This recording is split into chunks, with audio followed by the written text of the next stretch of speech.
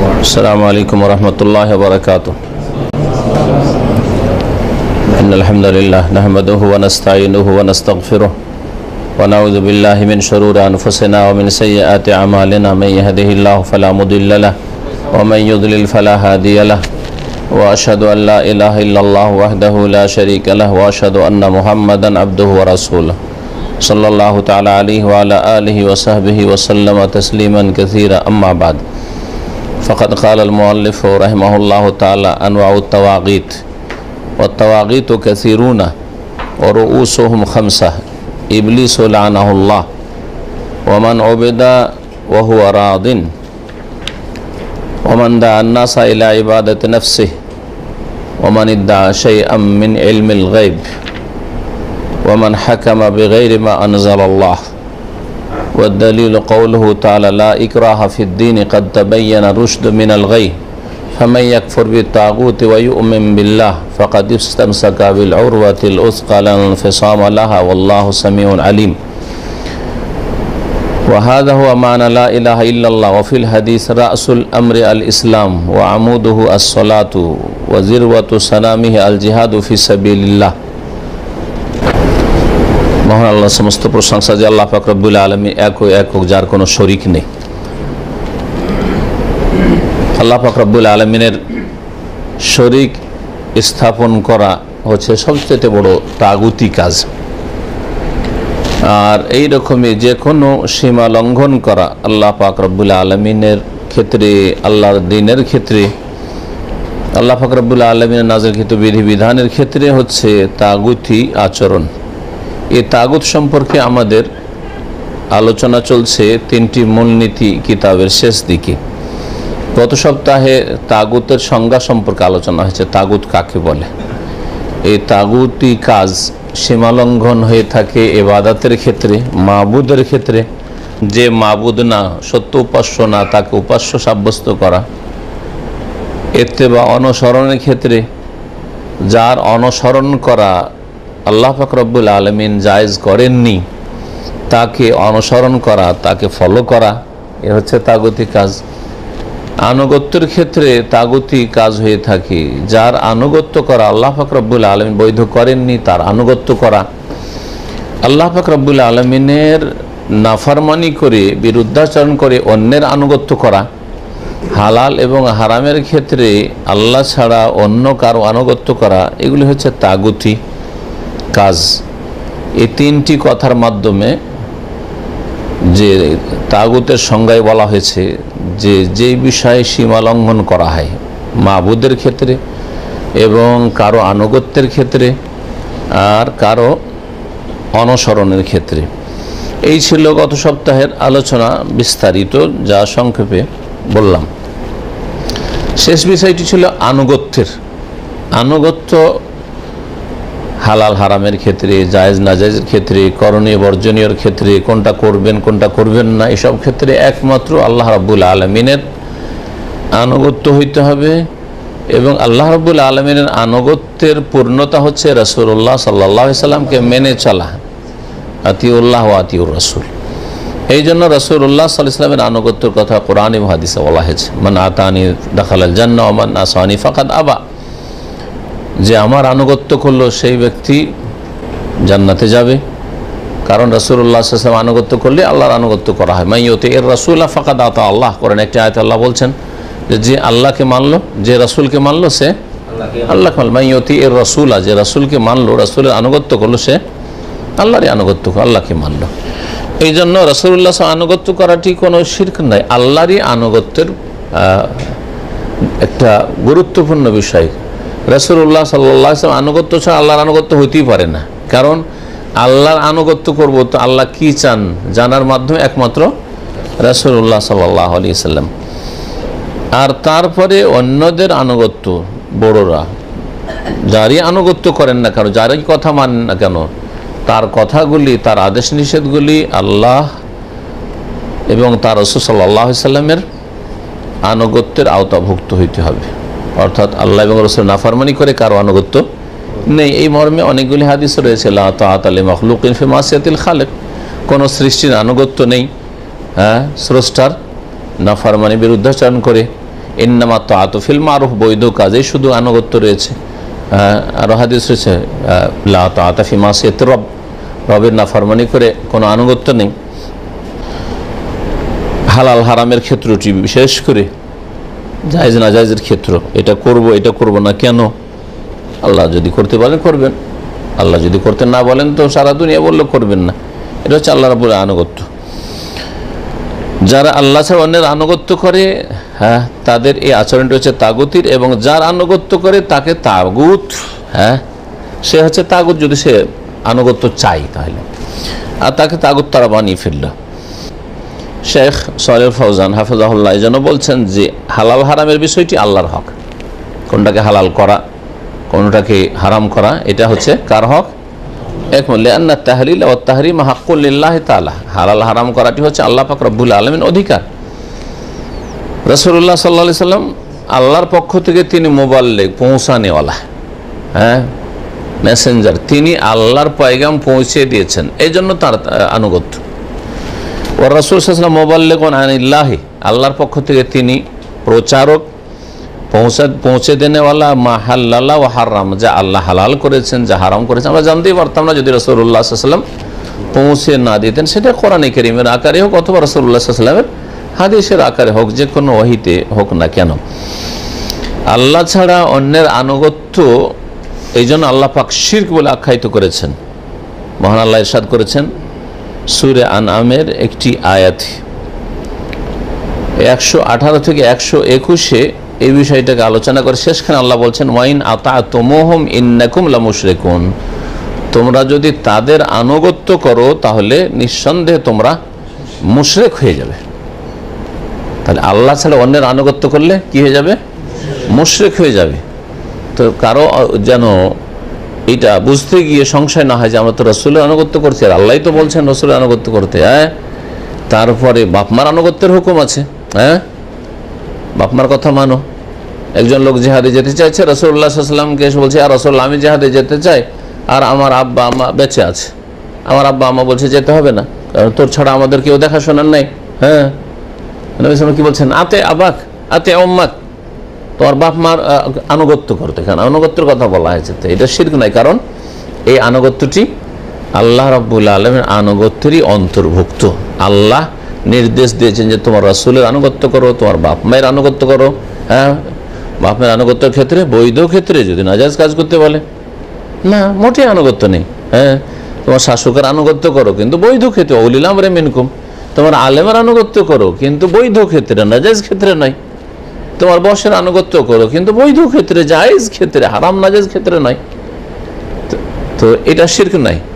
তাহলে কোনটা শিরক? এই যে আয়াতে বলা হয়েছে ওয়াইন আতাতুমুহুম ইন্নাকুম লামুশরিকুন, প্রসঙ্গ ছিল যে আরব মুশরিকরা বলতো যে আল্লাহ যেটা মারলো, জবাই করলো, সেটা তোমরা খাও না, আল্লাহর জবাই করা খাও না, নিজে জবাই করে খাও, তোমরা কোন মূর্খ। এইভাবে তারা উপহাস করতো মুসলিমদেরকে নিয়ে। আল্লাহ রাব্বুল বলছেন এই কাফের, মক্কার মুশরিক, আরব মুশরিকদের কথা যদি মানো, তাদের আনুগত্য করো, যে আল্লাহ মারলো তো এটা খাও, তোমার নিজের মারাটা খাচ্ছ কেন? ওদের কথা যদি মানো তাহলে কি হয়ে যাবে? যেটাকে আল্লাহ হারাম করেছেন সেটাকে হালাল করে নিবে। মাইয়াত যেটা মরে গেছে, মানে আল্লাহ মেরেছেন, আল্লাহ তো সবটাই মারছেন, কিন্তু কথা হচ্ছে যে একটা জবাই করার মাধ্যমে, আপনার জবাই আমার জবাইয়ের মাধ্যমে মারা গেল, আর একটা এমনিতে মারা গেল। যেটা মারা গেছে সেটা হচ্ছে মৃত, মাইয়াত। মাইয়াতকে ভক্ষণ করা আল্লাহ হারাম করেছেন, তাই এটা হচ্ছে কি আল্লাহর কাছে কি আল্লাহর বিধান হালাল না হারাম? হারাম। বুঝছেন না মনে হচ্ছে? আল্লাহর বিধান হচ্ছে এটা হারাম, আর আরো মুশরিকরা বলতো যে এটা খাও, হালাল। তাহলে আল্লাহর হারামকৃত বস্তুকে তারা কি করলো? হালাল করলো। এই বিষয়ে যদি ওয়াইন আতাতুমুহুম, তাদের কথা যদি তোমরা মানো, তাহলে নিঃসন্দেহে তোমরা কি হয়ে পড়বে? মুশরিক হয়ে যাবে। কারণ আল্লাহর আনুগত্যকে উপেক্ষা করে, হ্যাঁ, মানুষের আনুগত্য। আল্লাহ বলছেন যে মৃত মাইয়াত হারাম, হুররিমাত আলাইকুল মাইতাতু ওয়াদ-দামু ওয়া লাহমুল খিনজির, তোমাদের উপর হারাম করা হয়েছে মৃত জীবজন্তুকে, যেগুলো জবাই করা লাগে, সে যদি মৃত হয়, হ্যাঁ, স্থল প্রাণী যেগুলি হালাল, যদি পানির হয় তাহলে সেটা মরা মাছ হলে অসুবিধা নেই। হ্যাঁ, কিন্তু স্থল প্রাণী যেগুলি বা উভয়চর প্রাণী যদি হালাল হয়, তাহলে সেটা যদি মরে যায় মৃত মাইয়ত হারাম করা হয়েছে, অদ্দাম ও রক্ত কি করা হয়েছে, হারাম করা হয়েছে, ওলাহমুল খিনজির শুকরের গোশত হারাম করা হয়েছে। কেউ যদি বলে শুকরের গোশত খাও, আমার বস বলছে, আমার বাপ বলছে, আমার মা বলছে, খেয়ে নি। হ্যাঁ, চুরি করা মুরগি জবাই করছে আপনার মা, বলছে খাও, তুমি না খেলে আমি নারাজ হব। হ্যাঁ, তাহলে আল্লাহ যেটা হারাম করেছেন সেই ক্ষেত্রে আপনাকে বলছে যে করো। আপনি যদি এটা করেন তাহলে কি হয়ে পড়বেন, মুশরিক হয়ে পড়বেন। আল্লাহর নাফরমানি করে অন্যের আনুগত্য করা হচ্ছে শিরকি কাজ, এই কথা বোঝানো হয়েছে এই আয়াত দিয়ে, ওয়াইন আতাতুমুহুম ইন্নাকুম লামুশরিকুন। তো এই আয়াতের অন্তর্ভুক্ত হচ্ছে মানুষের তৈরি করা বিধান। মানুষের তৈরি করেছে যেসব আইন কানুন, আল্লাহ পাকের বিধানকে উপেক্ষা করে বাদ দিয়ে যদি তার বাস্তবায়ন করো বা সেটাতে যে বিশ্বাস রাখো, ফেত রাখো, সেটা করছে যারা, তাদেরকে মনে করো যে ঠিক করছে, তারাও ঠিক করছে, তারাও সলিউশন চায়, সমাধান চায়। হ্যাঁ হ্যাঁ, তারা এইভাবে দেশ পরিচালনা করছে, তারাও ঠিক করছে, তাহলে ইন্নাকুম লামুশরিকুন, নিঃসন্দেহে মুশরিক হয়ে পড়বে, নিঃসন্দেহে মুশরিক হয়ে পড়বে। এগুলি হচ্ছে তাগুতি। তো মানব রচিত বিধান হচ্ছে তাগুতি সিস্টেম। জি, তাগুত অনেক রকমের আছে, অনেক ধরনের তাগুত হতে পারে। তো এতগুলি তো এক একটা করে বর্ণনা করা যাবে না। এই জন্য তাগুতের শাব্দিক অর্থ হয়ে গেল, তাগুতের সংজ্ঞা হয়ে গেল, তার ব্যাখ্যা হয়ে গেল। এখন যেগুলি মেন তাগুত, হ্যাঁ, যেগুলি হচ্ছে মুখ্য তাগুত, সেগুলিকে এখানে শেখ উল্লেখ করেছে। আনমাউ তাওয়াগিত, তাগুতের বহুবচন হচ্ছে তাওয়াগিত। তাগুতের প্রকরণ, তাগুত কত প্রকার? তো শেখ বলছেন ওয়া তাওয়াগিত কাসীরুনা, তাগুত অনেক প্রকার রয়েছে, অনেক প্রকারের রয়েছে, অনেক ধরনের রয়েছে, অনেক রূপ রয়েছে তাগুতের। ও রউসুহুম খামসা, তবে তার মুখ্য হচ্ছে, রউসুহুম মানে কিবারুহুম।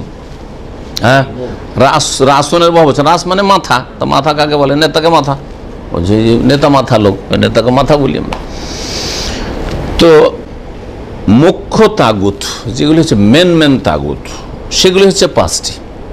তা হচ্ছে 5 রকমের। প্রথম হচ্ছে 1 নম্বর তাগুত হচ্ছে ইবলিস, লানাহুল্লাহ। সে বলছে আল্লাহ তার উপর লানত করুন, আল্লাহর অভিসম্পদ হোক, আল্লাহর রহমত থেকে আল্লাহ যেন তাকে বঞ্চিত করেন। বঞ্চিত করেছেন নিশ্চিত, কারণ আল্লাহ ঘোষণা করেছেন, কোরআনে কারিমে রয়েছে লানাহুল্লাহ, ইবলিসের উপর আল্লাহ লানত হয়েছে। ওয়া ইন্না আলাইকা লানাতি ইলা ইয়াউমিদ্দিন, আল্লাহ কোরআনে কারিমে বলছেন, হে ইবলিস, তোমার উপর আমার লানত, অভিশাপ হতে থাকবে কিয়ামত পর্যন্ত। তারপরেও নির্দিষ্ট লানত, যার সম্পর্কে জানা হয়ে গেছে কুফরের অবস্থায় চলে গেছে, আল্লাহ দ্রোহী তার অবস্থায় চলে গেছে, তার উপর লানত করা যায়, যেন কাফের, আল্লাহ দ্রোহী, মুশরিক, হ্যাঁ, ইবলিস এবং ইবলিসের দ্বারা সহচর, বড় কুফরি করে চলে গেছে দুনিয়া থেকে, তাদের উপর লানত করা যেতে পারে মওতের পরে, কিন্তু বেঁচে থাকা কালীন নয়। কারণ বেঁচে থাকা যে কোনো সময় হেদায়েত হয়ে যেতে পারে, হেদায়েত হয়ে যেতে পারে। একমাত্র ইবলিস বুড়া বেঁচে আছে, কিন্তু আল্লাহ বলে দিয়েছে ও কিয়ামত পর্যন্ত লানত হইতে আছে, ও হেদায়েতে কখনো ফিরবে না, নিশ্চিত। ইবলিস হচ্ছে তাহলে নাম্বার 1 তাগুত, প্রথম প্রকার তাগুতের। দ্বিতীয় হচ্ছে অমান ওবেদা ওয়াহুয়া রাজিন, আল্লাহ ছাড়া, অমান ওবেদা মিন দুনিল, আল্লাহকে বাদ দিয়ে কারো যদি পূজা করা হয়, উপাসনা করা হয়, কাউকে সিজদা করা হয়, হ্যাঁ, কারো সামনে ঝুঁকা হয়, রুকু করা হয়, কারো কাছে চাওয়া হয় অসাধারণ জিনিস, ওয়াহুয়া রাজিন, এবং তার উপর সন্তুষ্ট, তার উপর সে সন্তুষ্ট, জীবিত অবস্থায় সন্তুষ্ট, আর জীবিত অবস্থায় তার জীবদ্দশায় তার পূজা হচ্ছে, উপাসনা হচ্ছে। অথবা মারা গেছে কিন্তু তার জীবদ্দশায় এই ধরনের আচরণ, সে এবং তার মতো যারা আছে তাদের পূজা উপাসনাকে, তাদের কাছে ফরিয়াদ করাকে, তাদেরকে সেজদা করাকে সে স্বীকৃতি দিয়ে গেছে। যেমন ভণ্ড সুফিরা, বিদাতি সুফিরা অধিকাংশ এইসব বিষয়গুলি স্বীকৃতি দিয়ে গেছে, অতি ভক্তির স্বীকৃতি দিয়ে গেছে। তারপরে কবর পাকা হচ্ছে তাদের চোখের সামনে, তার আগে যারা গেছে, পীর মারা গেছে, তাদের কবর পাকা হচ্ছে, তারা স্বীকৃতি দিয়ে গেছে যে ঠিক করো। যদি জিজ্ঞাসা করে কবর পাকা করা যাবে, হ্যাঁ করো, করো, কেন করবে না? উলিয়া করবে না তো করবে কারা? কবরে চাদর চড়া যাবে, হ্যাঁ হ্যাঁ চাদর চড়ো, চড়ো, হ্যাঁ, ফুল টুল দাও, হ্যাঁ দাও দাও দাও, বোঝা গেছে কিনা? তারপরে মারা গেল, মারা যাওয়ার পর ওর পূজা শুরু হলো, ওর কবরকে পাকা করা হলো, চাদর চড়ানো হইলো, ফুল চড়ানো হইলো, তাহলে এও হচ্ছে তাগুত। কারণ এর ওপর সে রাজি আছে, তার জীবদ্দশায় সে রাজি ছিল, জীবদ্দশায় এখন ওর কথা বলার সময় নেই, ক্ষমতা নেই তার কথা বলার, এখন তার কর্মক্ষেত্র শেষ হয়ে গেছে, দুনিয়া থেকে মারা গেছে, কিন্তু সে যতদিন দুনিয়াতে ছিল এই সব কর্মকাণ্ডকে কি করেছে, স্বীকৃতি দিয়েছে, এগুলোর অনুমতি দিয়েছে, এগুলোর সন্তুষ্টি প্রকাশ করেছে, দেখেছে যে এই শিরকি কুফরি কাজ হচ্ছে কবর মাজারকে নিয়ে, কিন্তু সেগুলি ছিল তার ধর্মকর্ম। সুতরাং তার কবরকে যদি পাকা করে সে হচ্ছে তাগুত, সে হচ্ছে তাগুত। যেমন আজকাল একজন মারা গেল, তার কবর ইদানিং এখন কি হচ্ছে, মাজারে পরিণত হচ্ছে, এখন পাকা টাকা করা হচ্ছে, প্রস্তুতি নেওয়া হচ্ছে একটা ইনকাম সোর্সের জন্য। তো এরা হচ্ছে তাগুত, কারণ এরা এই ধর্মে বিশ্বাসী ছিল, কবর মাজার ধর্মে বিশ্বাসী ছিল, আর মাজার পূজা এরা করিয়েছে, মাজারে যাতে উৎসাহিত করেছে, সুতরাং এ হচ্ছে কি তাগুত। মরে যাওয়ার পরেও সে হচ্ছে কি তাগুত। ভালো করে মনে রাখবেন। এই দুটো প্রকরণের ব্যাখ্যা করি, যে দুই রকমের কথা উল্লেখ করলেন শেখ ইবলিস সম্পর্কে। প্রথম কথা, ইবলিস আল্লাহ রাব্বুল আলামিনের বিরুদ্ধাচরণ করেছিল। আল্লাহর একটি আদেশ, সেটি কি ছিল, উসজুদু লি আদম, আদম আলাইহিস সালামকে সিজদা করো, কিন্তু সে আল্লাহর অস্তিত্বকে অস্বীকার করেছিল। ইবলিস কি নাস্তিক ছিল? হ্যাঁ, আল্লাহ তোমার ইবাদত করব আর অন্যের ইবাদত করব এরকম ছিল? মুশরিকও ছিল না, আর নাস্তিকও ছিল না। তারপরে সে মালাউন অভিশপ্ত। তাহলে চিন্তা করেন, হ্যাঁ, বোঝা গেল যে শুধু নাস্তিক হইলেই কাফের হয় না, আর বহুত্ববাদী হইলেই মুশরিক কাফের হয় না, আল্লাহদরি হয় না, বরং আল্লাহ রাব্বুল আলামিনের স্পষ্ট কোনো আদেশ অথবা নিষেধকে যদি উপেক্ষা করে, মানব না, তাহলে কি হয়ে যায়, কাফের হয়ে যায়। জি, ইবলিস আল্লাহকে কি রব বলে মানতো না? রব বলে মানতো, যে আল্লাহ সব মানি, রব্বে রব্বে বলে দরখাস্ত করছে, আল্লাহ ওকে রহমত থেকে তাড়িয়ে দিচ্ছেন, তারপর রব্বে রব্বে বেমা আগুয়াইতেন, যখন আমাকে গুমরাহ করেই দিলে, ইত্যাদি ইত্যাদি, ওদের জন্য পাপকে সাজিয়ে সাজিয়ে পেশ করবো, ওদেরকে গুমরাহ করবো, এইসব কথা বলেছে না কোরআনে কারিমে, সব কথা আছে। তো রব বলে স্বীকারও করছে, কিন্তু আল্লাহ তোমার এইটা আদেশ মানবো না, যে তুমি আদমকে বলবে সেজদা করতে, ও মাটির আর আমি হচ্ছে আগুনের, এইটা হবে না। সুতরাং কোনো মুসলিম যদি বলে যে আমি আল্লাহর সব মানতে পারি, হ্যাঁ, কিন্তু আমি এই গরম দিন রোজা রাখতে পারবো না, রোজা রাখবো না, সব মানতে পারি কিন্তু আমি যাকাত দেবো না, হ্যাঁ, ইসলামের সব মানি কিন্তু আমি হজে এত টাকা খরচ করবো না, বোঝা গেছে? তাহলে সে কি? হ্যাঁ, ইবলিস, সে ইবলিস, ঠিক না? হ্যাঁ, ইবলিস কি বলেছিল, আনা খায়রুম মিনহু, ওর চাইতে আমি ভালো, শ্রেষ্ঠ, খালাকতানি মিন নার, আমাকে আগুন দিয়ে সৃষ্টি করেছো, খালাকতাহু মিন তিন, তাকে মাটি কাদা দিয়ে সৃষ্টি করেছো। সূরা সাদের আয়াত নম্বর ৭৬। বিভিন্ন জায়গায় আদম আর ইবলিসের ঘটনা কোরআনে কারিমে অনেকগুলি সূরাতে আল্লাহ পাক বয়ান করেছেন উপদেশের জন্য। ইবলিসকে ইবলিস কেন বলা হয়, এই শাব্দিক অর্থের ব্যাখ্যা করা যাক। আবলাসা ইউবলিস মানে হচ্ছে নিরাশ হয়ে যাওয়া বা নিরাশ করে দেওয়া। আল্লাহ কোরআনে কারিমে বলছেন ফাইদা হুম মুবলিসুন, একটি আয়াত রয়েছে, কাফেররা এক সময় নিরাশ হয়ে যাবে, আল্লাহ রহমত থেকে নিরাশ হয়ে যাবে, নিরাশ হয়ে যাবে। তাহলে ইবলিস বলাগার থেকে আবলাসা ইবলিস থেকে মানে যেই ব্যক্তি, হ্যাঁ, সবচেয়ে বড় নিরাশ, আল্লাহ রহমত থেকে সবচেয়ে বড় নিরাশ। কোন কাফের আখিরাতে পরকালে আল্লাহর রহমতের আশা নেই, সবাই নিরাশ, কিন্তু সবচেয়ে বড় নিরাশ হচ্ছে ইবলিস, শয়তান। এই জন্য ইবলিসের নাম ইবলিস। ইবলিস হচ্ছে সবচেয়ে বড় তাগুত। কেন? যত পাপ আর অনিষ্ট রয়েছে সব কিছুর উৎস হচ্ছে ইবলিস। শেখ সালেহ ফাজল বলছেন যে ইবলিস ওয়া মাসদারুশ শার, যত পাপ পৃথিবীতে হচ্ছে, পাপের মূল হচ্ছে, জড় হচ্ছে, শেকড় হচ্ছে ইবলিস, শয়তান।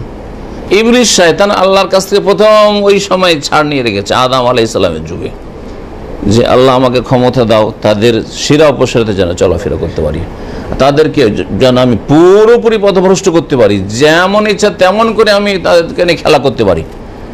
লাহতানিকা নাজুরিয়াত ইল্লা কালি, অল্প কিছু বাদ দিয়ে সবগুলিকে শেকড় থেকে উঠিয়ে ফেলবো, যে জাহান্নামে নিয়ে যাবো আদমের আওলাদকে। আদমের কারণে যখন আমি জাহান্নামী হইলাম, ইবলিস হইলাম, তো ছাড়বো না এদেরকে। তো এইসব ক্ষমতা আল্লাহ পাক রব্বুল আলামিন তাকে দিয়েছেন ছাড়, মানুষের পরীক্ষা স্বরূপ। ওয়া রাসুত তাওয়াগিল, সুতরাং এই হচ্ছে সবচেয়ে বড় তাগুত। 2 নম্বর তাগুত কে ছিল? ওই ব্যক্তি, হ্যাঁ, যার পূজা করা হইলে, যার উপাসনা, পূজা মানে সবগুলি পূজা জরুরি না, একটা পূজা, একটাই, সবগুলি ইবাদত তার জন্য না, একটা ইবাদত। ইবাদত এর আগে এই কিতাবে পড়েছেন, হ্যাঁ, যে আনওয়াউল ইবাদাতে কাসীরা, ইবাদতের অনেক প্রকরণ রয়েছে। অন্তরের ইবাদত, জবানের ইবাদত, হ্যাঁ, অঙ্গ প্রত্যঙ্গের ইবাদত, ঠিক আছে না? আর্থিক ইবাদত, শারীরিক ইবাদত, আর্থিক ইবাদত, বাচনিক ইবাদত, হ্যাঁ, আর অন্তরের ইবাদত, বহু রকমের ইবাদত রয়েছে। যে কোনো একটি ইবাদত যদি আল্লাহ ছাড়া অন্যকে দেওয়া হয়, যাকে দেওয়া হলে সে ওর উপর খুশি। যেমন উদাহরণস্বরূপ একটু আগে বললাম যে একটা ইবাদত হচ্ছে সেজদা। সব ইবাদত আল্লাহর জন্য করছেন, সেজদাটাকে শুধু ভাগাভাগি করেছেন, যে আল্লাহর জন্য সেজদা, নামাজের সেজদা আল্লাহর জন্য, হ্যাঁ, আর তাজিমের সেজদা পীরের জন্য, জীবিত অথবা মৃত মাজারের জন্য, মাজারও সেজদা চলবে, এটা তাজিমের জন্য করলাম, বোঝা গেছে? ওই পীর যদি তার জীবদ্দশায় যদি কোনো মৃত ব্যক্তির কবরকে সেজদা করেন, আর ওই ব্যক্তি তার জীবদ্দশায় এটাকে পছন্দ করে থাকে, অনুমতি দিয়ে থাকে, হ্যাঁ, এর বিরোধিতা না করে থাকে, তাহলে সে তাগুত, সে তাগুত। মান অবেদা ওয়া হুয়া রাজিন, যার উপাসনা করা হচ্ছে আর তার উপর সে সন্তুষ্ট, মানুষের এই ইবাদত উপাসনায় সে সন্তুষ্ট, সে হচ্ছে তাগুত। কিন্তু কেউ যদি সন্তুষ্ট না থাকে, এমনও আছে যাদের উপাসনা পূজা হচ্ছে কিন্তু তারা তাদেরকে উপাস্য বানিয়ে নেওয়া হয়েছে, হ্যাঁ, বা তাদের উপাসনা করা হচ্ছে কিন্তু তারা সন্তুষ্ট নয়। আম্বিয়া রসুলগণ এবং এইরকমই আল্লাহর নেক বান্দা অনেক আছে, হ্যাঁ, যাদের দুনিয়া থেকে চলে যাওয়ার পরে কবরগুলি ফাঁকা করে হয়তো তাদের পূজা শুরু হয়েছে, হ্যাঁ, অতিভক্তি শুরু হয়েছে, মাজারে পরিণত করা হয়েছে, কিন্তু তারা এইসব কল্পনা করেনি, নিষেধ করে গেছে হয়তো। মানে ইমাম বুখারীর যদি মাজার থাকে, তো ইমাম বুখারী কি তাগুত হবেন? ইমাম আবু ইব্রাহিম আল্লাহ যদি মাজার থাকে, তো আবু হানিফা কি তাগুত হবেন? ইমাম আবু হানিফা কোরআন সুন্নাহর অনুসারী ছিলেন, হ্যাঁ, সাহাবায়ে কেরামদের অনুসারী ছিলেন, সালাফে সালেহিনের অনুসারী ছিলেন তিনি, হ্যাঁ, শিরক বিদআত মুক্ত ছিলেন, তাওহীদ প্রতিষ্ঠাকারী ছিলেন। তার ইন্তেকালের পরে কেউ যদি করে, তো তাতে তিনি সন্তুষ্ট নন, তিনি পৃথিবীতে ফিরে আসবেন না। আখিরাতে হাসরের মাঠে আল্লাহ জিজ্ঞেস করবেন যে তুমি কে হুকুম করেছিলে? না, কখনো না। তাদের শীর্ষস্থান ঈসা আলাইহিস সালাম, ঈসা আলাইহিস সালামের কথা কোরআনে কারিমে রয়েছে। ঈসা আলাইহিস সালাম, এই ক্ষেত্রে ঈসা আলাইহিস সালামের কথা যে আল্লাহ উল্লেখ করেছেন কোরআনে কারিমে, এটা হচ্ছে সকল নেক বান্দাদের ক্ষেত্রে প্রযোজ্য। সূরা মায়েদার শেষ রুকু পড়ে দেখবেন, আল্লাহ পাক রব্বুল আলামিন তাতে কি বলেছেন? ওয়াইয ক্বালাল্লাহু ইয়া ঈসা ইবনে মারইয়াম আনতা কুলতা লিন-নাস ইত্তাখিযুনি ওয়া উম্মিয়া ইলাহাইন মিন দুনিল্লাহ। স্মরণ করো ওই দিনকে, কিয়ামতের দিবসকে। ওয়াইয ক্বালাল্লাহ, যখন আল্লাহ বলবেন, ওয়াইয ক্বালাল্লাহু ইয়া ঈসা ইবনে মারইয়াম, হে মারইয়াম পুত্র ঈসা, আনতা কুলতা লিন-নাস, তুমি কি এইসব খ্রিস্টান মানুষদেরকে বলেছিলে ইত্তাখিযুনি ওয়া উম্মিয়া ইলাহাইন মিন দুনিল্লাহ, আমাকে আর আমার মাকে আল্লাহকে বাদ দিয়ে আল্লাহর সাথে দুই উপাস্য বানিয়ে নিও, মানে আল্লাহর উপাসনার ইবাদত করিও আর আমার মাকেও আর আমাকেও উপাস্য বানাও। কারণ খ্রিস্টানদের যে বিকৃত ধর্ম বর্তমান, সেই বিকৃত ধর্মে যেটাই হচ্ছে খ্রিস্টানদের ধর্ম বর্তমান যুগের খ্রিস্টানদের, সেটা হচ্ছে তৃত্ববাদ। তিন খোদাই বিশ্বাসী, তিন উপাস্যে বিশ্বাসী, ঠিক না? ইন্নাল্লাহ সালিসু সালাসা, আল্লাহ কোরআনে কারিমে 1400 বছর আগেই তাদের ধর্ম বিকৃত হয়ে গেছিল, ইসলাম আসার, রাসূলুল্লাহ সাল্লাল্লাহু আলাইহি ওয়াসাল্লামের আবির্ভাবের আগেই। লাকাদ কাফারাল্লাযিনা ক্বালু ইন্নাল্লাহা সালিসু সালাসা, আল্লাহ বলছেন ওই সব লোকেরা কাফের হয়ে গেছে যারা বলে যে আল্লাহ তিনের তৃতীয়, মানে তিন খোদা, তিন এলাহ রয়েছে, তার তৃতীয় হচ্ছেন, হ্যাঁ, আল্লাহ। তো আল্লাহ কিয়ামতের দিনে খ্রিস্টানদের ওপর হুজ্জত কায়েম করার জন্য, যে দেখো তোমাদের যে দাবি ছিল যে আমরা ঈসা আলাইহিস সালামকে মানি, আমাদের আদর্শ ঈসাকে তোমাদের সামনে জিজ্ঞেস করে নিচ্ছি যে তোমাদের এই ধর্মকে কি তিনি স্বীকৃতি দিয়েছিলেন, আর ঈসা আলাইহিস সালাম কি তোমাদেরকে বলেছিলেন যে আমাকে আর আমার মাকে উপাস্য বানায়ো, খোদা বানায়ো? আনতা কুলতা লিন-নাস, মানুষকে কি বলেছিলে খ্রিস্টানদেরকে ইত্তাখিযুনি ওয়া উম্মি ইলাহাইন মিন দুনিল্লাহ? কালা, ঈসা আলাইহিস সালাম বললেন সুবহানাক, আল্লাহ তুমি পাক পবিত্র, শিরক থেকে, শরীক থেকে তুমি পাক পবিত্র, তোমার কোনো শরীক নেই।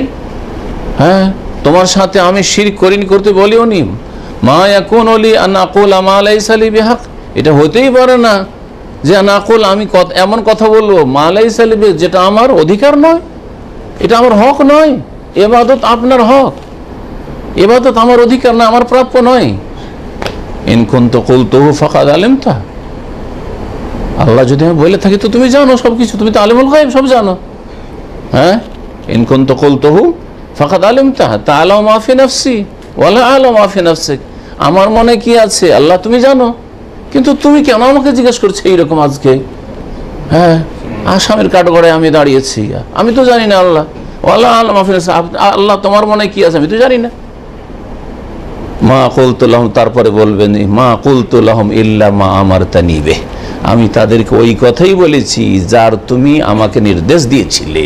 কি নির্দেশ দিয়েছিলে?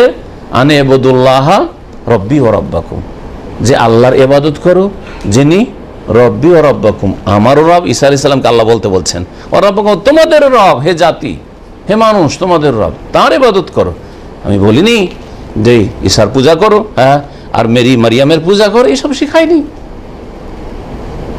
ঈসা আলাইহিস সালাম যে পূজনীয়, বা ঈসা আলাইহিস সালাম মা মারিয়াম আলাইহিস সালাম যে পূজনীয়, কার কাছে?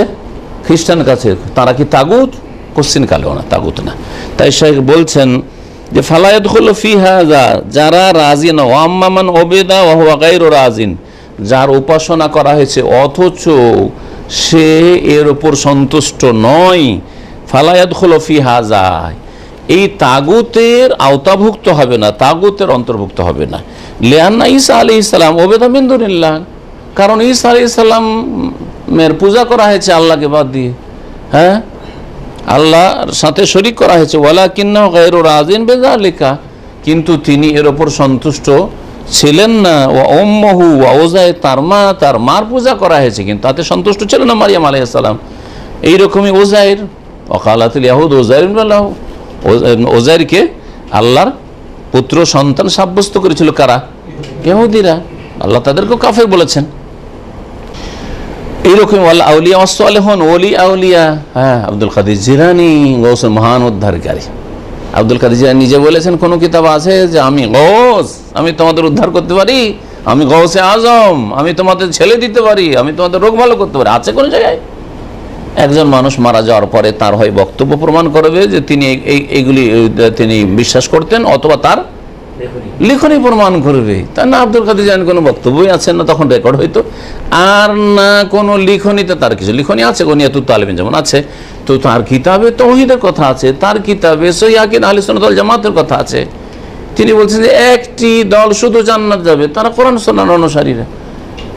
আর তারপর সবচেয়ে বড় পূজনীয় আজকাল এক শ্রেণীর মুসলিমদের কাছে, যারা কবর পূজারী মুসলিম, নিজেদের দাবি করে যে আমরা মুসলিম, কিন্তু তারা বড় শিরকে লিপ্ত রয়েছে। তারা আব্দুল কাদের জিলানী সবচেয়ে বড় উপাস্য বানিয়ে ফেলেছে, বরং আল্লাহর কাছে অত পাওয়ার আশা রাখে না যত পাওয়ার আশা রাখে জিলানীর কাছে।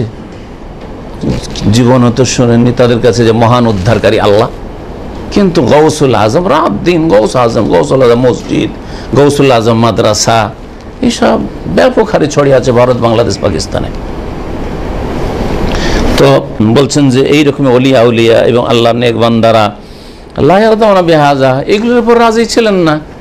সুতরাং তারা তাগুত না, কিন্তু তাদের এই আচরণটা তাগুতি। কবর মাজার পূজা হচ্ছে তাগুতি কাজ, কিন্তু যার পূজা করা হয়েছে সে যদি তার জীবদ্দশায় কি বলবেন স্বীকৃতি দিয়ে থাকে, ওকে যান এই যুগেরই লোক। আপনার চোখের সামনে দেখেছেন যে কবর মাজার পূজা, সেও যেত, ওরসে যেত, সেও মাজারে চাদর চড়াইতো, আর সে মারা যাওয়ার পরে তার কবরে এখন চাদর চড়ছে, তাহলে সে তাগুত, সে অবশ্যই তাগুত, কারণ সে এর উপর কি ছিল? রাজি ছিল, সন্তুষ্ট ছিল। কিন্তু যারা প্রতিবাদ করেছে বালকানু ইউনকিরুনা হাযা, বরং ওলি আউলিয়া যারা প্রতিবাদ করেছে, এগুলির উপর আপত্তি করেছে, এগুলির বিরোধিতা করেছে, এগুলির বিরুদ্ধে বলেছে যে এগুলি শিরকি কাজ, তারপরে যদি ধরেন এরকম হইতে পারে যে একজন পাক্কা মুআহিদ আলেমে দিন ইন্তেকালের পরে অতি ভক্তি শুরু করলো, জাহেল মূর্খরা দিল মাজার বানিয়ে, তো দোষ তার কি? কোনো দোষ আছে? আমাদের দেশের বিদআতপন্থীরা এইরকম অনেক আইম্মায়ে কেরাম, বিশেষ করে আজারবাইজান, উজবেকিস্তান এইসব এলাকার কথা বলে যে অমুক ইমামের তো মাজার আছে। তো অমুকের মাজার থাকলে তো ইমামের দোষ না, ইমাম মারা গেছে আজকে তো 1200 বছর আগে বা 1100 বছর আগে, আর তারপরে কেউ যদি পূজা শুরু করতো, ইমাম সাহেবের কি দোষ হইল? দোষ হইল তোমাদের দোষ, মুশরিক তোমরা। তাই বলছেন ফামান ওবেদা ওয়া গায়রু রাজিন বিযালিক, যদি কারো উপাসনা শুরু হয়, পূজা করা হয়, অথচ সে সন্তুষ্ট নয়, ফাইন্নাহু লা ইউসাম্মা তাগুতান, তাকে তাগুত বলা যাবে না, তাকে তাগুত বলা যাবে না। এই জন্যই কোরআনে কারীমের সূরা আম্বিয়াতে রয়েছে ঈসা আলাইহিস সালাম সম্পর্কে, যখন রাসূলুল্লাহ সাল্লাল্লাহু আলাইহি ওয়াসাল্লাম শিরকের বিরুদ্ধে মক্কায় ঘোষণা করলেন যে আল্লাহ ছাড়া অন্যের লাত উজ্জা মানাত এসব দেবদেবীর পূজা করা যাবে না, এগুলি হচ্ছে শিরক। তখন মক্কার মুশরিকরা বলল যে তাহলে খ্রিস্টানরা ঈসা আলাইহিস সালামের যে উপাসনা করছে তাহলে ঈসাও তাগুত, তাহলে আমাদের দেবদেবী গাল দিয়ে তুমি ঈসাকেও গাল দিচ্ছ তাহলে। অথচ ঈসা আলাইহিস সালামের রিসালাতের নবুয়তের ওপর কেউ যদি ঈমান না নিয়ে আসে তাহলে সে মুমিন মুসলিম হইতে পারে না। এইরকম কথা যখন বলল, আর আয়াত নাজিল হয়েছিল আসলে কয়েকটি আয়াতে মর্মে। প্রথম আয়াত নাজিল হলো ইন্নাকুম ওয়া মা তা'বুদুনা মিন দুনিল্লাহি হাসাবু জাহান্নাম, হে মুশরিকরা তোমরা এবং তোমরা যে সবের পূজা করছো, উপাসনা করছো, সবগুলি জাহান্নামের ইন্ধন হবে, জ্বালানি হবে। তোমরাও জ্বলবে জাহান্নামে, আর তোমাদের উপাস্য যেগুলো সেগুলিও জ্বলবে। তো এইরকম বলাতে হয় ওদের উপাস্য, যেমন ওই সব উপাস্য যেগুলি দুই রকমের উপাস্য রয়েছে। এক উপাস্য যে কোন এক ব্যক্তি ছিল এবং সেও শিরকের ধর্মে স্বীকৃতি দিয়েছে, তাহলে যে পূজা করেছে সেও জাহান্নামে জ্বলবে, যার পূজা করা হয়েছে সেও জাহান্নামে জ্বলবে। আর কিছু উপাস্য আছে যেগুলি মাটির তৈরি, কাঠের তৈরি, খড়ের তৈরি দেবদেবীর মূর্তি, প্রতিমা, এগুলিকে আল্লাহ জ্বালাবেন পূজাকারীদেরকে লাঞ্ছিত করার জন্য। এই জন্য কাফের মুশরিকদের লাত উজ্জা মানাতের যে মূর্তিগুলি ছিল, এইরকম যেসব মূর্তি পূজা রয়েছে, মূর্তিগুলো জাহান্নামে জ্বলবে, কোরআনে কারীমের এই আয়াত প্রমাণ করে। আর আরেকটি আয়াত সূরা তাহরিমে রয়েছে, এই আয়াতে কি রয়েছে যে তোমরা এবং তোমরা যেসবের পূজা করো সেগুলি কি হবে? হাসাবু জাহান্নাম, জাহান্নামের কি হবে?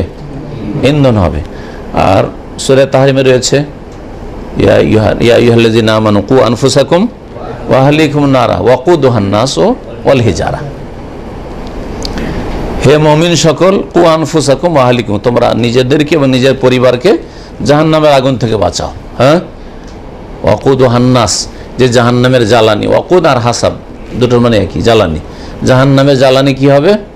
আর মানুষ হবে, মুশরিক মানুষরা, মানুষ মানে মুশরিক মানুষরা, আর পাপিষ্ট গুনাহগার মানুষরা। শুধু মুশরিক না, মুশরিক চিরকাল জ্বলবে, আর অন্যান্য গুনাহগার যারা কাবিরা গুনাহ করেছে, তওবা করেনি বা আল্লাহ মাফ করেনি, তাদের জাহান্নাম, তারাও জাহান্নামের জ্বালানি হবে দীর্ঘদিন, কিছুদিন, অনেক দিন। ওয়াকুদুহান নাস ওয়াল হিজারা, এবং পাথরও জাহান্নামের জ্বালানি হবে। এই পাথরের ব্যাখ্যা হচ্ছে ওই সব পাথর, যেসব পাথর দিয়ে প্রতিমা, পুতুল তৈরি করা হয়েছে, যেসব ইট পাথর দিয়ে মাজার তৈরি করা হয়েছে, বুঝা গেছে না? ওয়াকুদুহান নাস ওয়াল হিজারা, ভক্তদেরকে, এই পূজারীদেরকে লাঞ্ছিত, অপদস্থ করে। দেখো তোমরা কত অসহায়, আর তোমরা যেসবের উপাসনা পূজা করছো সেগুলি কত অসহায়, দেখো তোমরাও জ্বলছো, আর তোমাদের দেবদেবী উপাস্য যেগুলি মূর্তি, প্রতিমা, পুতুল, এসবও জ্বলছে। আল্লাহ বলছেন আনতুম লাহা ওয়ারিদুন, তোমরা সেই জাহান্নামে অবশ্যই নামবে। সূরা আম্বিয়া আয়াত নম্বর 98। এই 98 যখন নাজিল হইল তখন মুশরিকরা মক্কার বেশ আনন্দিত। ওয়াকালু, তারা বলল নাহনু না'বুদুল মাসিহ ওয়া না'বুদু, আমরা ঠিক আছে ঈসা আলাইহিস সালামের আমরা পূজা করি, তাহলে মোহাম্মদ বলতে চাই কথা, হ্যাঁ, তার কোরআন দিয়ে যে আমরাও জ্বলবো জাহান্নামে আর ঈসা আলাইহিস সালামও জাহান্নামে জ্বলবে। দেখো দেখো দেখো দেখো কি কথা বলে মোহাম্মদ, বলছে ঈসা মসিও জাহান্নামে জ্বলবে। এই আয়াত যখন নাযিল হলো, ইযান হুম মা'না ফিন্নার, তাই যদি হয় তাহলে ঈসা আলাইহিস সালাম আমাদের সাথে জাহান্নামে থাকবে। ঈসা আলাইহিস সালাম আমাদের সাথে জান্নাতে, ভালোই তো, ঈসা আলাইহিস সালাম আমাদের সাথে জাহান্নামে থাকবে। জি, আজকাল কিছু গোড়া কট্টরপন্থী আছে, শিরক বিদাতি তরিকায়, তারা কি বলে, হ্যাঁ, যে অমুক সাহেব যদি জাহান্নামে যায় আমি জাহান্নামে যাব।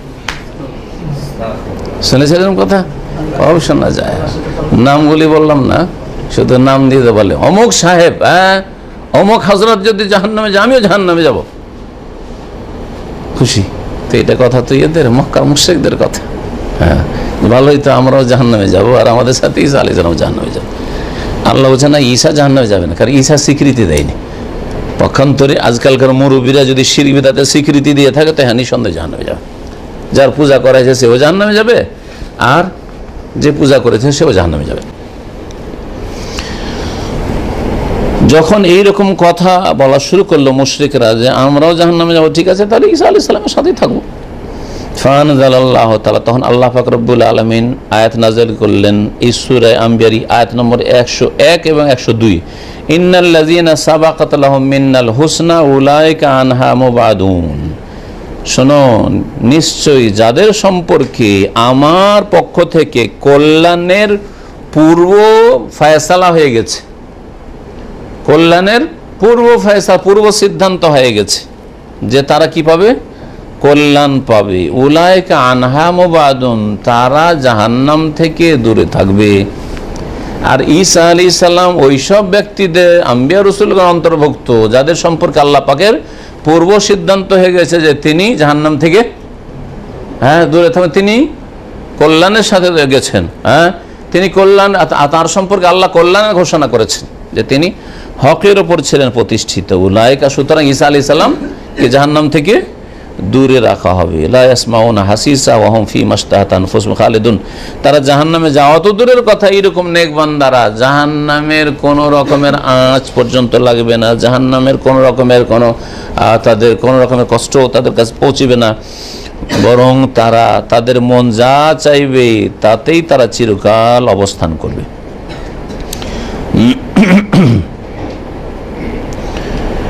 সূরা মায়েদার আয়াত নম্বর 17-তে যে বললাম শেষ অংশটুকু ঈসা আলাইহিস সালাম সম্পর্কে, তিনি বলছেন মা কুলতু লাহুম ইল্লা মা আমারতানি বিহি আন ইবুদুল্লাহ রাব্বি ওয়া রাব্বুকুম। কাউকে যদি পড়তে হয় সূরায়, খুব সুন্দর আয়াতগুলি ধারাবাহিক, সূরায়ে মায়েদার শেষ রুকুটা পুরাটাই। জি, তো ওতে আল্লাহ পাক ইরশাদ করেছেন যে ঈসা আলাইহিস সালাম বলবেন যে আল্লাহ মা কুলতু লাহুম, ওদেরকে তো আমি এমন কোনো কথাই বলিনি, ইল্লা মা আমারতানি বিহি, যা হুকুম করেছো তাই বলেছি, তুমি যা হুকুম করেছো তাই বলেছি, আনে ইবুদুল্লাহ রাব্বি ওয়া রাব্বাকুম, তবে ওয়া কুনতু আলাইহিম শাহীদাম মা দুমতু ফীহিম, আমি ওদের সামনে প্রত্যক্ষদর্শী ছিলাম, সাক্ষী ছিলাম যতদিন আমি ওদের মাঝে ছিলাম, ওদের বিচে ছিলাম। ফালাম্মা তাওয়াফাইতানি, যখন আমাকে আকাশে উঠিয়ে নিয়েছো, আমাকে গ্রহণ করেছো, তাওয়াফাই মানে ওয়াফাত, ইন্তেকাল নয় এখানে, আমাকে যখন আকাশে গ্রহণ করেছো, কুনতু আনতার রাকিব, এখন তুমি ওদের খবর, আমি কি খবর রাখি, আমি আকাশে উঠে গেছি, আল্লাহ তুমি উঠিয়ে নিয়েছো, এখন কি করছে খ্রিস্টানরা না করছে আমি কি খবর রাখি। ফালাম্মা তাওয়াফাইতানি কুনতু আনতা রাকিব আলাইহিম ওয়া আনতা আলা কুল্লি শাইইন শাহীদ, আর তুমি সব কিছুর প্রত্যক্ষদর্শী, আমি তার জানি না, খবর রাখি না কি করছে না করছে তারা, তা আমার কি দোষ। কিয়ামতের দিনে তিনি নিজের সাফাই করে দিবেন, সব খবরই রাখি না যে খ্রিস্টানরা 3 খোদা বানিয়েছে।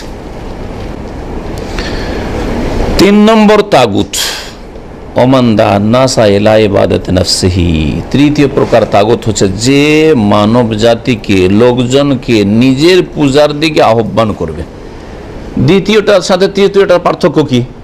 দ্বিতীয়টা কি ছিল, যে ওর উপাসনা করা হচ্ছে, ডাকে নাও উপাসনা করা হচ্ছে, কিন্তু তাতে রাজি আছে।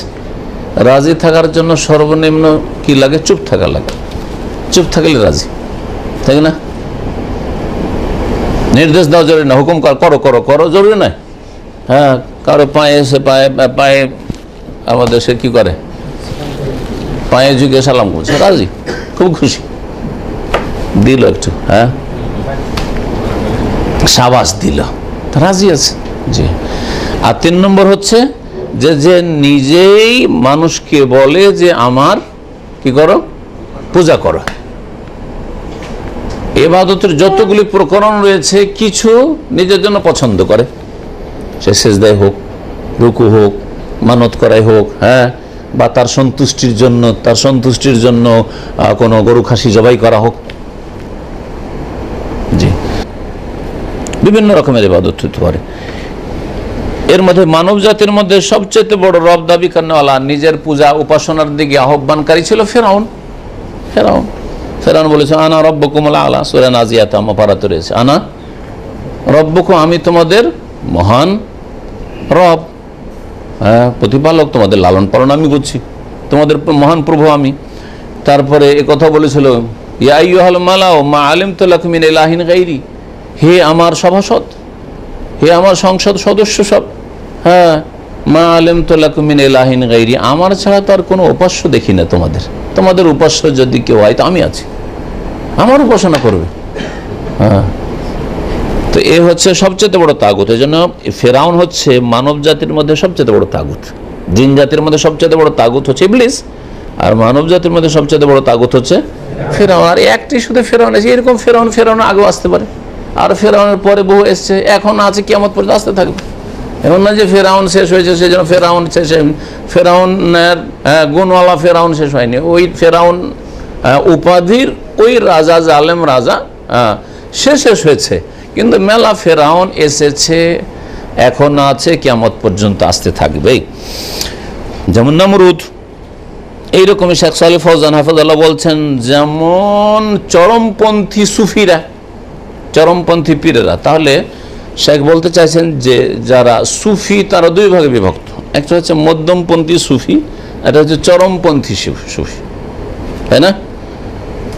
একটা হচ্ছে মধ্যমপন্থী সুফি আর একটা হচ্ছে চরমপন্থী সুফি। কিন্তু সুফিইজম, পীরতন্ত্র পুরোটাই হচ্ছে অনইসলামিক, কিন্তু চরমপন্থীরা বড় বড় শিরক কুফরিতে লিপ্ত রয়েছে, পার্থক্যই। আর যারা মধ্যমপন্থী তারা তাদের শিরকি আকীদা থাকলে গোপনে, আন্ডারগ্রাউন্ডে লুকিয়ে তাদের বুজুর্গানের দিনেরা জানছে ওইসব ওয়াদাতুল উজুদ হলুল, কিন্তু জনগণের মাঝে বাহ্যিক সুফিদের জিকির করাচ্ছে, হালকা জিকির করছে, তারপরে ওজিফা দিচ্ছে অথবা মরিদ বানাচ্ছে। কিন্তু যদি জিজ্ঞেস করেন ওই পীরকে যে মাজারে গিয়ে সেজদা করতে হবে, না এসব করা যাবে না, বুঝা যাচ্ছে না? তো এইরকম এরাকে বলা যায় যে সুফি বিদাতি, কিন্তু এরা হচ্ছে মধ্যমপন্থী সুফি। সুফিজমটা টোটালি ইসলাম বিরোধী, আর ইসলামের ধারার অন্য আরেকটি ধারা, পীর মুরিদের অস্তিত্ব ইসলামে নেই। সুফিইজম ইসলামের যেই ক্ষতি করেছে ঘর থেকে, সেই ক্ষতিটা বাইরেও দুশ্মনরা ওইভাবে করতে পারেনি। জি, বড়ই ক্ষতি করেছে। মুসলিম জাতির অধিকাংশ লোকের আকিদাই যে খারাপই, আকিদাই যে বড় বড় মারাত্মক শিরক আর কুফরি ভরা আছে, ইসলাম ভঙ্গকারী বিষয়, এগুলির পিছনে কাজ করেছে সুফিইজম। জি, সুফিইজম, পীরতন্ত্র। তো বলছেন চরমপন্থী সুফিরা কি করে, তারা নিজের পূজার দিকে আহ্বান করে। আর দেখছেন আপনার দেশে পীরেরা দুই রকম, কিছু পীর আছে যারা বেদাতি ওজিফা তো করাচ্ছে যে আমাদের এই তরিকাটা শর্টকাট তরিকা, হ্যাঁ, আমাদের এই তরিকা আল্লাহকে পাওয়ার জন্য পীর ধরতে হবে, পীরের কাছ থেকে বয়াত হন, আর তারপরে পীর যে সিলেবাস দিচ্ছে নিজের আধ্যাত্মিক উন্নতির জন্য এইসব করেন, এরা হচ্ছে বেদাতি, এতে কোনো সন্দেহ নেই। আর এক দল আছে যারা জীবিত অবস্থায় আর মরার পরে, মরে গেলেই তাদের পূজা, কবর মাজার করে পূজা শুরু হচ্ছে, আর জীবিত অবস্থায় তারা এই শিরক কুফরির দিকে আহ্বান করে থাকে, শিরকি আকীদার দিকে দাওয়াত দিয়ে থাকে। যেমন যারা বলে নবী আলেমুল গায়ব, পীর দুই রকম, কিছু পীর আছে দেশে দেখবেন নবীকে আলেমুল গায়ব, হ্যাঁ, নবী আলেমুল গায়ব না, নবী হাজির নাজির না। আরেক দল পীর আছে নবী আলেমুল গায়ব, হাজির নাজির। একদল পীর আছে সম্মিলিত দুরুদ, সম্মিলিত জিকির বসেই করছে। আর একদল পীর মুরিদরা আছে তারা কিয়াম করে দাঁড়িয়ে, পার্থক্য আছে না? দুটোই দল সুফি, দুটোই বেদাতি দল। তাহলে চরমপন্থী কারা, যাদের আকীদা আমলে বড় ধরনের শিরক আছে আর শিরকের দিকে আহ্বান করে। শিরক এদেরও আছে কিন্তু লুকিয়ে আছে, যাদেরকে মধ্যমপন্থী বললাম আমি ব্যাখ্যা করতে গিয়ে। আর মধ্যমপন্থী মানে এই কথা ভাববেন না যে এটা ইসলামের মধ্যম পন্থা, হ্যাঁ, অনইসলামিক কাজের মধ্যম পন্থা। কারণ ইসলামের অস্তিত্বই নেই আসলে এই সুফিজমের বা পীর মুরিদির। তো চরমপন্থী সুফিরা বা পীরেরা কি করে, নিজের উপাসনার দিকে বা ওর মতো যেসব পীরেরা রয়েছে মুরব্বীরা তাদের পূজার দিকে আহ্বান করে। ধরেন ওই পীরের পীর আছে যার হাতে সে বয়াত হয়েছিল, তার খলিফা, হ্যাঁ, গদ্দিন হোসেন হয়েছে, মাজার পাকা করিয়েছে, হচ্ছে, তারপরে সিজদা হচ্ছে, তওয়াফ হচ্ছে, সেখানে খাসি মোরগ জবাই হচ্ছে, লোকজন খাসি মোরগ নিয়ে আসছে, গরু নিয়ে আসছে, জবাই হচ্ছে। এরা আর এরকমই যারা এরকম বহু শিরকি কাজ রয়েছে এই পীরতন্ত্রে। যদি তারা বলে যে পীর এমন কিছু মারিফতি এলেম রাখে, বাতে এলেম রাখে, আপনারা রাখে না, সুতরাং পীর যা বলে তাই মানবেন আপনি। হ্যাঁ, কোরআনের বিরোধীও যদি বাহ্যিক মনে হয়, হাদিসের বিরোধী মনে হয়, তাও পীরের কথা মানবেন। এরা হচ্ছে চরমপন্থী সুফি। আর সত্যিকার অর্থে যদি ধরা যায় তো যাদেরকে মধ্যমপন্থী বলতে যাচ্ছে তারাও এরকম আকীদা রাখে, তাদের কিতাবে এরকম কথা আছে যে পীর যেই নজরে রাখে সেই নজরে আপনি দেন, পীর যা বুঝে আপনি বুঝেন না, সুতরাং পীর যদি শরীয়ত বিরোধীও কোনো হুকুম করে সেটি মানতে হবে না, কারণ আপনি বুঝেন না। জি, ওসব রহস্য কিছু বুঝে, বাতিন ইলম আপনি বুঝেন না। জাহেরি আর বাতিন ইলমের ভাগ যারা করে এরা চরমপন্থী আসলে। যেমন তাদের আলোচনায় পাবেন, তাদের আলোচনায়, কারণ বেশ কিছু আরব দেশে এই পীরতন্ত্র আছে আর এই কবর মাজার পূজা আছে, যেমন মেসরে, সিরিয়াতে, এসব দেশে কবর মাজার পূজা আছে। ইরাকে কবর মাজার পূজা সবচেয়ে বড় পীর আব্দুল কাদের জিলানীর কবর কোথায়, মাজার কোথায়? হ্যাঁ, ইরাকে। তো কথা হচ্ছে যে এই আরব কবর পূজারি হোক আর অনারব কবর পূজারি হোক, এরা বলে কি, এজা আয়াত কোমল মুরফা তু এলা কবরি, যখন কোনো কাজ তোমাদের সামনে জটিল হয়ে পড়বে, যে কাজ হচ্ছেই না, রোগ ভালোই হচ্ছে না, হ্যাঁ, ছেলে হচ্ছেই না, হ্যাঁ, বালা মুসিবত দূর হচ্ছেই না, যখন এইরকম ফাতু আলা কবরি, তখন আমার কবরের কাছে এসে আশ্রয় নিও। এগুলো হচ্ছে তাদের ধর্ম। কবরের কাছে গেলে সমস্যার সমাধান হয়, হ্যাঁ, মুশকিল আসান হয়। আর এই আশা নিয়ে দেখা যায় বুজরুগানের দিনের কবরস্থানে ওই মাদ্রাসার ছাত্ররা পরীক্ষার সময় ভিড় জমায়। মাদ্রাসার নাম বললাম না, ভারতের সবচেয়ে বড় মাদ্রাসাতে এটা ঘটে, না হয় পরীক্ষার সময় ভিজিট করতে গেলে বুঝবেন। জি হ্যাঁ, জি।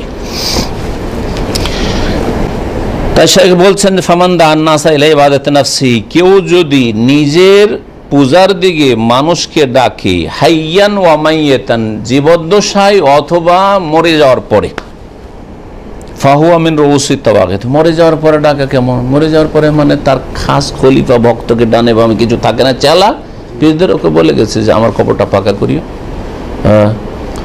আর তারপরে লোকজন তোমাদেরকে যদি বলে যে কবর খাসি মোরগ নিয়ে আসবেন, আসতে বলিও, হ্যাঁ, ওরস লাগাইও। জি হ্যাঁ, সরাসরি নিজে নাও বলে থাকে। তো এটা ইন্তেকালের পরে ফাহমের রউসিত তাওয়াগিত, তাহলে হচ্ছে মুখ্য তাগুত, এ হচ্ছে মুখ্য তাগুত। আর একটা দিক হচ্ছে এর যে নিজে ওয়াকাজা মানদা আন্নাসা ইলা ইবাদাতি গায়রি মিনাত তাওয়াগিত, এইরকমই আর একটা দিক নেন যেটা স্পষ্ট হওয়া জরুরি। অনেক মুশরিক দায়ী রয়েছে, ইসলামের নামে অনইসলামিক আকীদার প্রচার করে থাকে, নিজের পূজার দিকে তো ডাকে না, কিন্তু অন্যের পূজার দিকে আহ্বান করে। যেমন বিদাতি বক্তারা, বিদাতি যারা শিরকি আকীদার বক্তা, তারা কি বলে না যে আব্দুল কাদের জিলানী কিচ্ছা কাহিনী সারা রাত ধরে তাদের জলসা ওয়াজ মাহফিলে আব্দুল কাদের জিলানী কাউকে ছেলে দিয়ে দিল, তকদিরে লিখে রেখেছে আল্লাহ যে ছেলে হবে না, তারপর ছেলে দিয়ে দিল। আব্দুল কাদের জিলানী বই আছে, ওর জীবনের বই, মানে আব্দুল কাদের জিলানী লেখা বই নয়, আব্দুল কাদের জিলানীর জীবনী, বড় পীরের জীবনী নামক বই আছে। জি হ্যাঁ। তারপরে মালাকুল মউত সারাদিন রূহ কবজ করে আল্লাহর কাছে নিয়ে যাচ্ছে, আব্দুল কাদের জিলানী ব্যাগ কেড়ে নিল, সারাদিনের মেহনত বেকারে ব্যাগ কেড়ে নিয়ে সেই দিনে যতগুলি রুহ নিয়ে যাচ্ছিল মালাকুল মউত ওরা বলে না আজরাইল নিয়ে যাচ্ছিল, আজরাইল কানতে কানতে আল্লাহর কাছে চলে গেল, বেচারা অসহায়, আর সবগুলি জিন্দা হয়ে গেল। দেখা গেছে সবাই জীবিত হয়ে গেছে, সারাদিনে মারা গেছে, সব সন্ধ্যাবেলা জিন্দা হয়ে গেছে। ব্যাপারটা কি বলছে যে হ্যাঁ, গৌসুল আজমে কেড়ে নিয়েছে আজরাইলের কাছ থেকে, কি কেড়ে নিয়েছে? হ্যাঁ, রুহের ব্যাগ কেড়ে নিয়েছে। তো এইসব যারা প্রচার করে, যাদের ওয়াজ মাহফিলে, যাদের লিখনিতে, তারা হচ্ছে তাগুত। নিজের পূজা করতে পারে না, কিন্তু জিলানির কাছে নিজের পূজা করতে পারে না, কিন্তু বাংলাদেশে আজ খাজা বাবার দরবারে গেলে কিছু পাওয়া যায়? হ্যাঁ, অবশ্যই পাওয়া যায়, যান। সে তাগুত, মুখ্য তাগুত। হয় নিজের পূজার দিকে ডাকে, আর না হলে অন্যের পূজার দিকে ডাকে, ওরা সকলে হচ্ছে তাগুত। তাই বলছেন শেখ, ওয়াকাযালিকা মান দাআন নাস ইলা ইবাদাতি গায়রিহি, এইরকমই ওরা হচ্ছে মুখ্য তাগুত, যারা আল্লাহ ছাড়া অন্যের উপাসনার দিকে আহ্বান করে। তাহলে বাতিল দায়ী যারা, শিরক বিদআতের দায়ী আহ্বায়ক যারা, তারা হচ্ছে মিনাত তাওয়াগিত, তাগুতের অন্তর্ভুক্ত। ওয়াহুম দুআতু শিরক, এরা শিরকের আহ্বানকারী, শিরকের দিকে আহ্বায়ক। হাওলায়ে তাওয়াগিত, এরাও হচ্ছে তাগুত। আল্লাযিনা ইউযায়্যিনুনা শিরকা লিন-নাস, এরাই মানুষ জনগণের জন্য শিরককে সুসজ্জিত করে পেশ করে। হ্যাঁ, যে আপনি কি, হ্যাঁ এই সাহস রাখেন যে আল্লাহকে পেয়ে যাবেন? হ্যাঁ, আল্লাহকে পেতে হইলে মাজারে যেতে হবে, ওলি আউলিকে ধরবেন, তাহলে না আল্লাহর কাছে পৌঁছে দিবে। এই কথাগুলি কে বলছে? জিন শয়তান এসে বলছে না মানুষ শয়তান? এই মানুষ শয়তানগুলিও তাগুত, মানুষ বক্তাগুলি। জি হ্যাঁ, জি। এবং সেগুলির নাম কিন্তু পরিবর্তন করে দিয়ে সাজানোর জন্য। ওসিলা, ওসিলা না ধরলে কাজ হয়? অথবা সাফাত, সুপারিশ ছাড়া যাওয়া যায়? জানতো আপনি প্রধানমন্ত্রীর কাছে, আপনার এমপি ছাড়া, কোনো মন্ত্রীর সুপারিশ ছাড়া জানতো দেখি? হ্যাঁ, বলে না, বলে না? এইরকম কথাই বক্তারা বলে, এরা হচ্ছে তাগুত। জি, শেখ বলছে ইন্না হাওলায়ে তাওয়াগিত, এরা হচ্ছে তাগুত। লিআন্নাহুম ইয়াদউনা ইলা শিরক, কারণ এরা শিরকের দিকে আহ্বান করে। ফাহুম ইয়াদউনা ইলা ইবাদাতি গায়রিল্লাহ, আল্লাহ ছাড়া অন্যের পূজার দিকে আহ্বান করে, নিজের দিকে ডাকে না। হ্যাঁ, ও নিজে বলে না যে আমার পূজা করো, কিন্তু বুজুর্গানের দিন ওরা দিতে পারে, আমাদের চেয়ে বড়রা আছে। এবং মানুষের মনে সংশয় সৃষ্টি করে। আল্লাহ কোরআনে কারিমে বলছেন যে আকাশ জমিনে কেউ গায়ব, অদৃশ্যের খবর রাখে না। স্পষ্ট কথাটি নয় কি? নবী আলেমুল গায়ব না, ওয়ালা আলামুল গায়ব। নবীকে আল্লাহ বলছেন তুমি বলে দাও যে আমি গায়ব জানি না, ঠিক না? কিন্তু নবী করিম সাল্লাল্লাহু আলাইহি সাল্লামকে কখনো ওহী হচ্ছে আজ জেনে যেন মুতার যুদ্ধ, মুতার যুদ্ধের নবী সাল্লাল্লাহু আলাইহি ওয়াসাল্লাম মসজিদে নববীতে বসে আছেন, আর চোখ দিয়ে হঠাৎ করে ঝরঝর করে পানি প্রবাহিত, আর বলছেন যে এখন জাফর শহীদ হয়ে গেল। একটু পরে বলছেন যে এখন হ্যাঁ আব্দুল্লাহ বিন রাওয়াহা শহীদ হয়ে গেল। এখন খালিদ বিন ওয়ালিদ পতাকা হাতে নিল এবং কিছুক্ষণ পর বলছে আল্লাহ পাক বিজয় দান করলেন। এটা একটা ঘটনা, ঠিক আছে?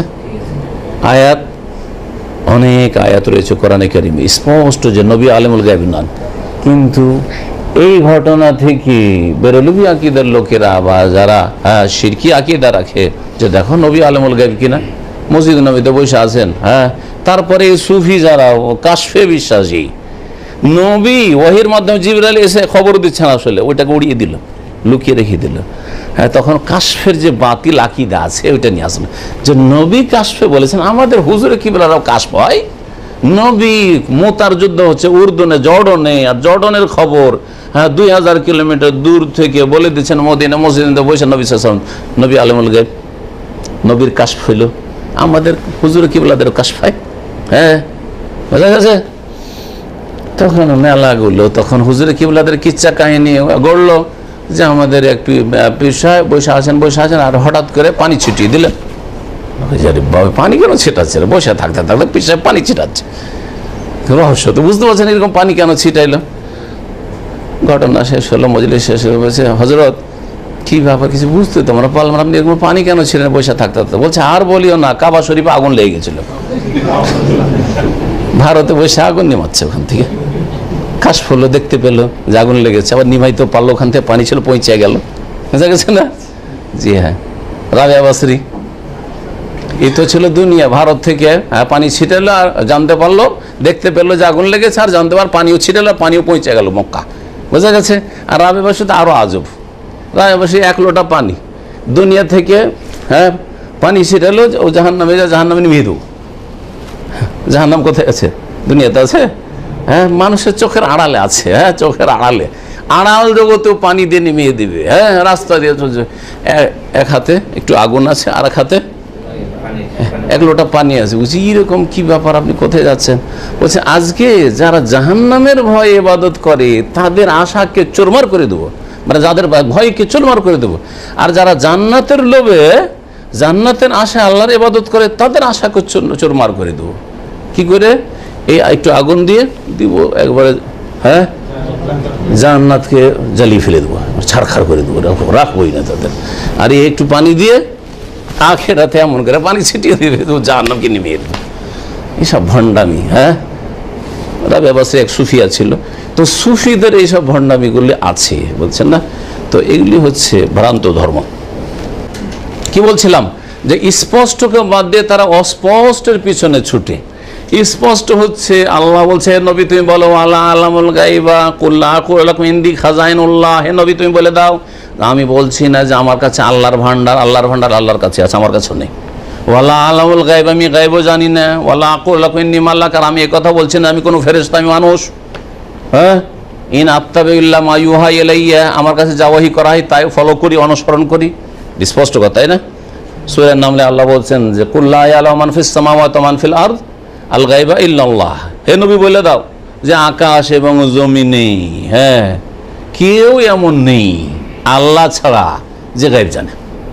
লা ইয়ালামু, জানে না, মান ফিস সামাওয়াতি ওয়া মান ফিল আরদ, আকাশ এবং জমিনে যে কেউ আছে, ফেরেশতাই হোক আর জিন হোক আর মানুষ হোক আর নবী রাসূল হোক, কেউ জানে না আল গায়বা, গায়ব ইল্লা আল্লাহ, আল্লাহ ছাড়া কেউ। এগুলো স্পষ্ট কিনা? কোরআনের স্পষ্ট আয়াতকে বাদ দিয়ে অস্পষ্টর পিছনে ছোটা, এটা হচ্ছে মুহকামকে বাদ দিয়ে। আর সূরা আলে ইমরানের শুরুতে আল্লাহ আয়াতকে দুই রকম বলে আখ্যায়িত করেছেন, আয়াতকে দুই ভাগে ভাগ করেছেন। হ্যাঁ, হুয়াল্লাযী আনজালা আলাইকাল কিতাব মিনহু আয়াতুন মুহকামাতুন হুন্না উম্মুল কিতাব ওয়া উখারু মুতাশাবিহাত। আল্লাহ সেই সত্তা যিনি হুয়াল্লাযী আনজালা আলাইকাল কিতাব, কিতাব নাযিল করেছেন, মিনহু আয়াতুন মুহকামাত, যেই কিতাবে কিছু আয়াত আছে স্পষ্ট ক্লিয়ার। গায়ব কে জানে? একমাত্র আল্লাহ। হ্যাঁ, ঠিক না? জি হ্যাঁ। সাহায্য কে করতে পারে? হায়াত মতের মালিককে। এগুলো স্পষ্ট, এগুলি হচ্ছে স্পষ্ট। আর নবী সাল্লাল্লাহু আলাইহি ওয়াসাল্লাম বসে আছেন মসজিদ নববীতে, আর খবর দিয়ে দিলেন যে অমুক মারা গেল, এখন অমুক শহীদ হয়ে গেল, অমুক শহীদ হয়ে গেল, এখন আমার সাহাবীরা জিততে পারলো, হ্যাঁ, ইত্যাদি। সুবহানাল্লাহ, এটা অস্পষ্ট। কেন অস্পষ্ট? এটা হচ্ছে ঘটনা। এই ঘটনা কেমন করে জানলেন? যদি বলেন যে নবী আলেমুল গায়ব, নবী আলেমুল গায়ব, তো নবী আলেমুল গায়ব তাহলে কোরআন মিথ্যা নাকি? কোরআনের যে আয়াতগুলি বললাম, এরকম বহু আয়াত হয়েছে, আমি তো দুটোই শুধু বললাম এখন আপনাদের সামনে, ঠিক কিনা? তাহলে কোরআন আপন জায়গায়, ঠিক কিনা? হ্যাঁ, বিদাতি তরিকায় তো আপনি কোরআন পড়া যখন আমাদের দেশের কারি সাহেবরা, হাফেজ সাহেবরা কোরআন পড়া যখন থামে তখন কি বলে? সাদাকাল্লাহুল আযীম। সাদাকাল্লাহুল আযীম মানে কি? মহান আল্লাহ সত্য বলেছেন। তো মহান আল্লাহ সত্য বলেছেন কিনা? তো ওই কথাটা ফিট করেন বিদাতি কথাটা। আপনাদের কথা এখানে বলা বিদাতি, কিন্তু কথাটা তো ঠিক যে কুল সাদাকাল্লাহ, আল্লাহ সবচেয়ে বেশি সত্য। ওমান আসদাকু মিনাল্লাহি হাদিস, আল্লাহর চেয়ে কি আর সত্য কথা বলতে পারে, ঠিক না?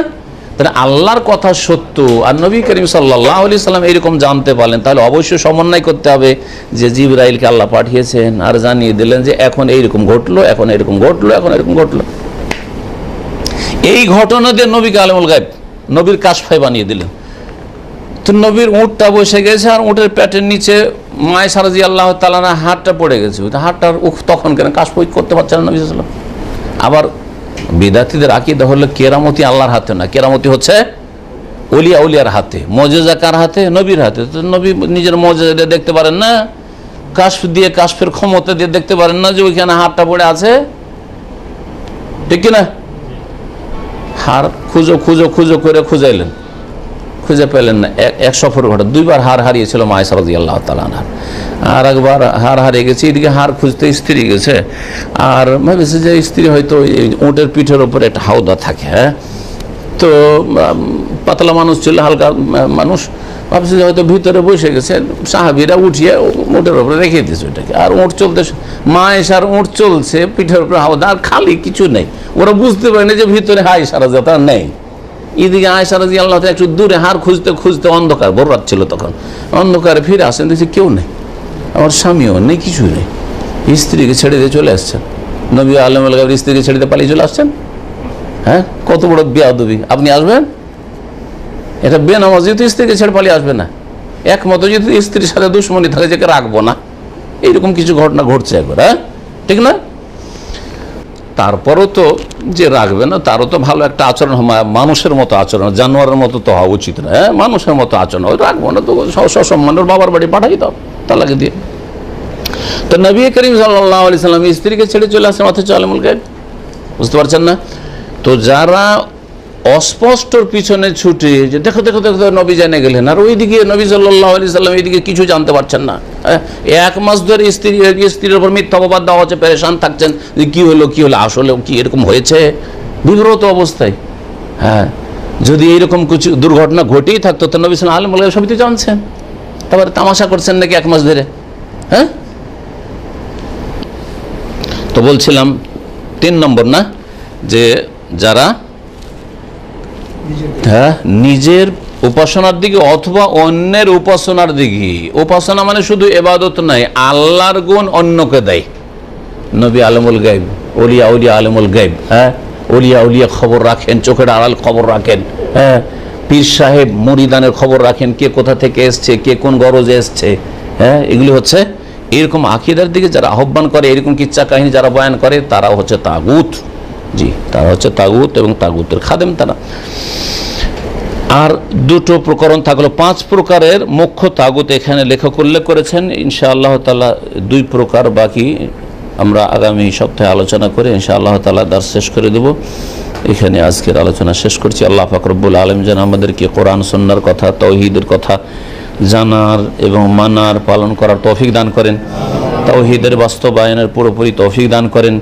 সমস্ত রকমের ছোট বড়, প্রকাশ্য গোপনীয় সমস্ত রকমের শিরক থেকে আল্লাহ পাক বেঁচে থাকার তৌফিক দান করেন।